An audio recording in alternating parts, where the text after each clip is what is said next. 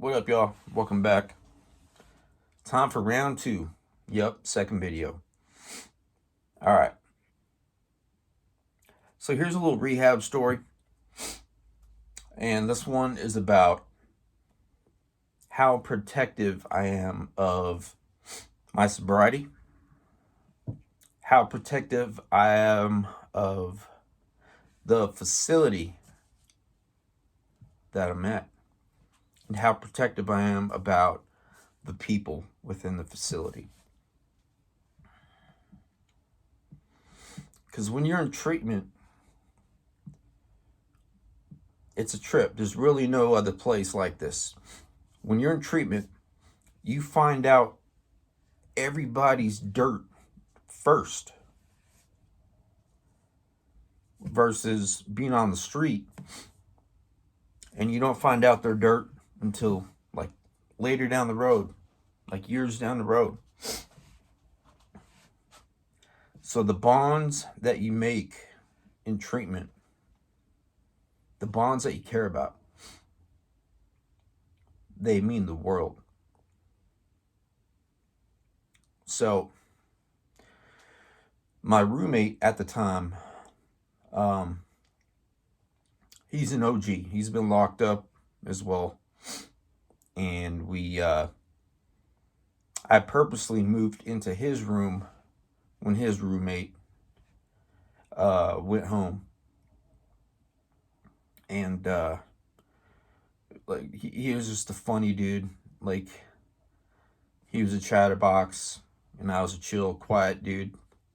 So we kind of like balance each other out, level each other out. Anyway, so this one day, this young kid checks into rehab, right? And he's already getting at one of the females. So it turns out he is already talking to a few different people, mainly the females. He's asking them if they want to get high. So it turns out he had a gram of black on him. And he had a little piece of foil as well. I think he had the black wrapped up in the foil, something like that. And he had it like hidden, like in his pants somewhere, like in his underwear or something. So one of the girls that my roommate and I were pretty tight with, she comes up to me and she pulls my boy and me aside and fills us in as to what's going on. And so we're like, all right, cool. Thank you. Appreciate it. So me and my boy, we go back to our room. We talk about the situation, you know.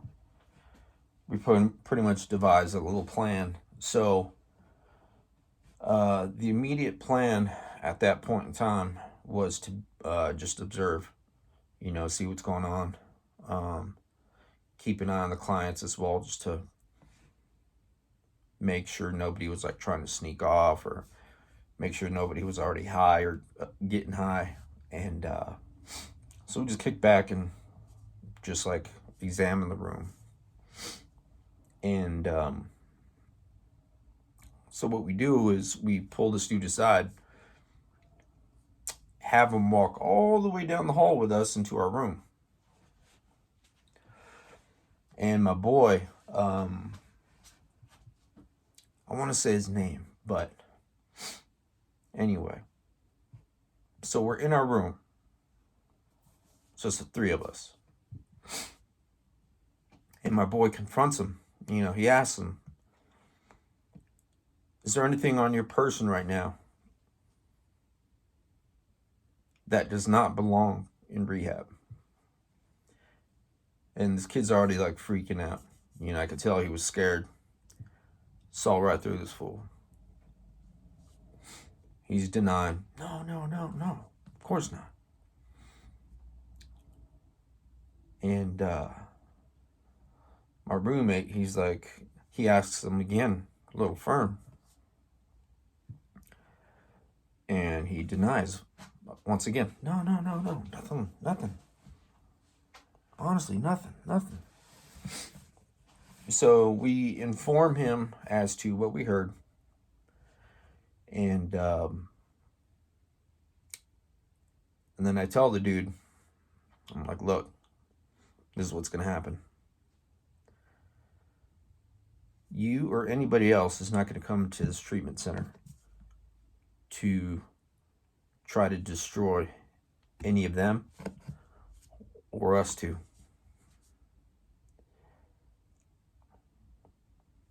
And by that time, I was already 2 months in to my recovery. I was solid, had a strong routine. Wake up 4:30 in the morning, work out, get ready for breakfast, and then start my day. So I was pretty strong-minded, and I was all about my program. So I tell this dude to strip down, take off your shoes, empty your pockets.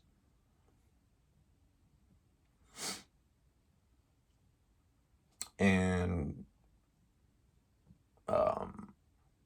made him take off his boxers. And that stuff fell on the floor.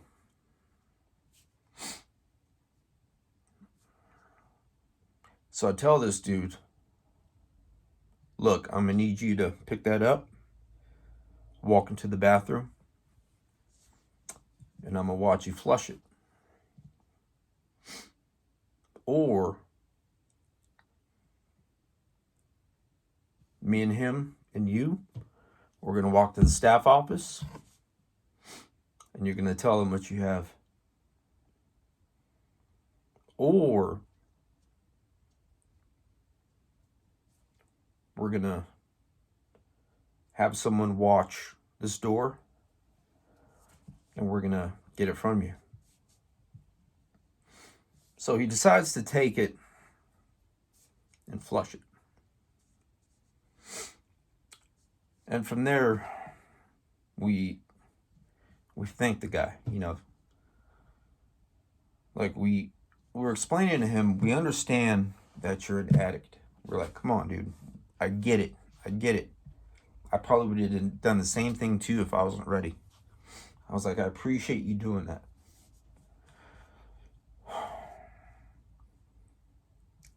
I was explaining to him, like, this is all I have right now. You or anybody else is not going to destroy this. I was like, how do you know me seeing that is not going to trigger me? What you had could have triggered somebody else. They could have gotten high. They could have OD'd because their tolerance is so low. Or they could have seen that, wanted to check out, and then go get high. Who knows what could have happened? So ultimately, I thanked him, and so did my roommate.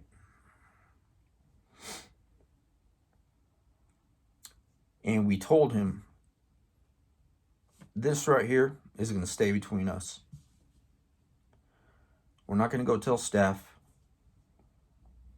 We just need to make sure you have nothing else on you, nothing else hidden anywhere in this facility.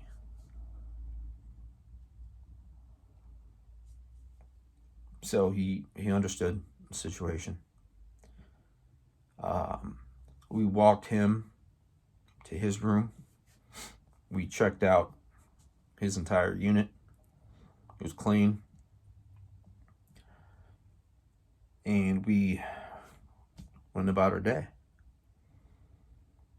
As time went on, he was one of the coolest cats that I ever met in that program. Young kid, 18-year-old. I wasn't going to let him ruin me. I wasn't going to let him ruin my roommate. I worked so hard to get to that point. I was 2 months in. 2 months clean. That was the longest I've been clean in a long time.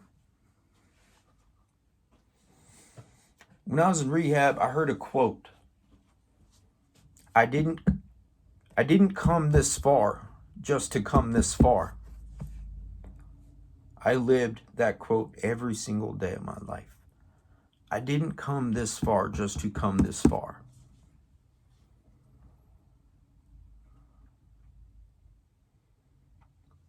My sobriety, my clean time, means the world to me. I am one of the most selfish people I know.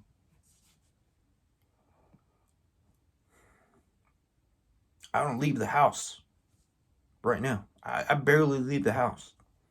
I started my business. That is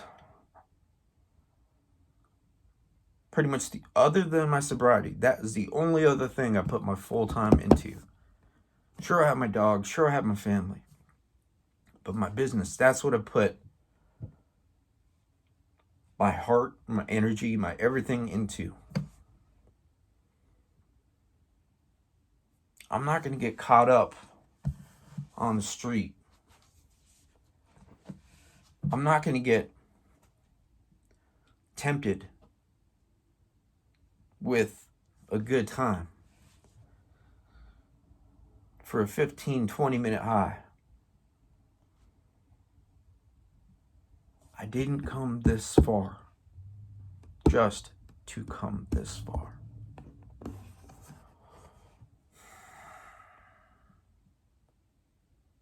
Thanks for listening.